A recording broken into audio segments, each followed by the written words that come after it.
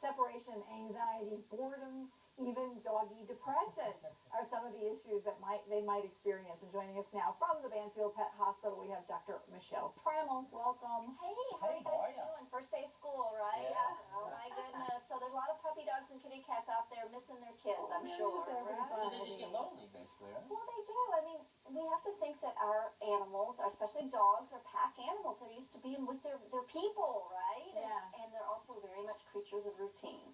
So now we've had the summer, we've had that kind of laid back, lots of time with the kids, and today everything changes. Yeah. Dogs don't like change, Yeah. right? Right. They're probably everybody getting up early this morning, and a lot of them were like, "What Is going on? What's happening right, here?" Exactly. Another factor I'm sure too is you've been telling your kids for the last 3 weeks. 3 weeks left in vacation, 2 weeks. Well, Yeah. the dog doesn't understand that.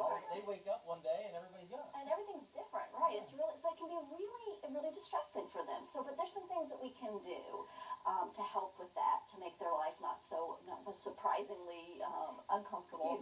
People sometimes think, that with a new animal you're going to have the anxiety, but this is one that, maybe a well-seasoned member of the family. You've had them for years, and they can still experience this They new absolutely feeling. can. So, just like all of us, we change as we grow and get older, and sometimes we actually see more anxiety developing in our older pets. Yeah. They become a little less resistant to change, maybe.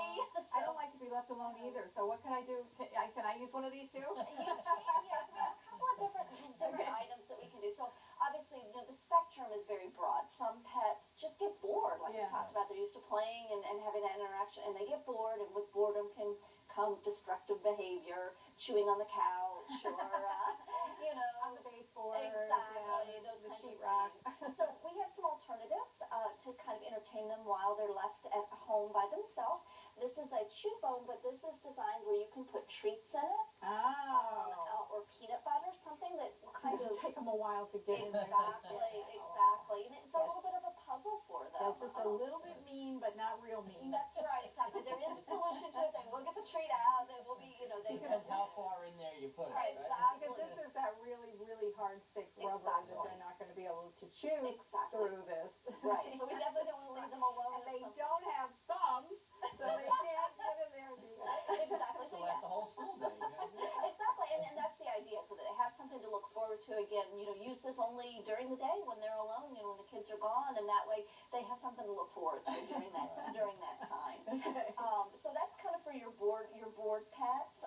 For dogs that are a little bit more stressed and unhappy when being left alone, this is actually an amazing product. This is called a Thunder Shirt, and it actually uses the principle of swaddling. So we know about swaddling infants. We even know in human health care, depression and anxiety, that's what the straitjacket essentially is using that technique of swaddling. So what this does is this provides diffuse pressure and can really be very helpful for anxiety. I think this is particularly useful for littler dogs. Those little dogs that just get so nervous and shiver and shake with anxiety.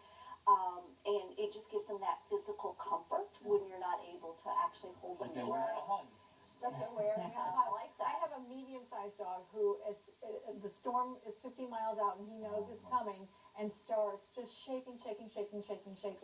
And I've thought about this before, but I was a little afraid that it might maybe make him more anxious. Well, like I said, it really, I love what you said. It's like wearing a hug. That's exactly what it is. I mean, because we know that during times of anxiety, they come to us for that physical comfort, and this sort of helps provide it, and it's very safe. They come in sizes. They come in sizes. This is actually an extra small, but they come all the way up to large, and believe it or not, they come for kitty cats too. Really? They do. I know. Everyone, I always. Oh, good luck with that. I know. I feel like that for the kitty cats, it's a 50-50. Some of them, it's really going to work for, and the others, I think it's going to make things much worse. And then it's Velcro, so you can adjust the size. And it's washable and so things like that. So there's that. The Thunder Shirt. Exactly. And there's lots of other options out there, for, as we move up the anxiety scale. If these things don't work. Right. One last question. Do cats exhibit anxiety in ways that you might not think are anxiety? What do they do? Honestly, inappropriate elimination is going to be your number one sign of anxiety. and stressed, because what they're actually doing by peeing in the house is not trying to make you angry. What they're actually doing is trying to comfort themselves by marking their territory. So that can be your first sign. But obviously,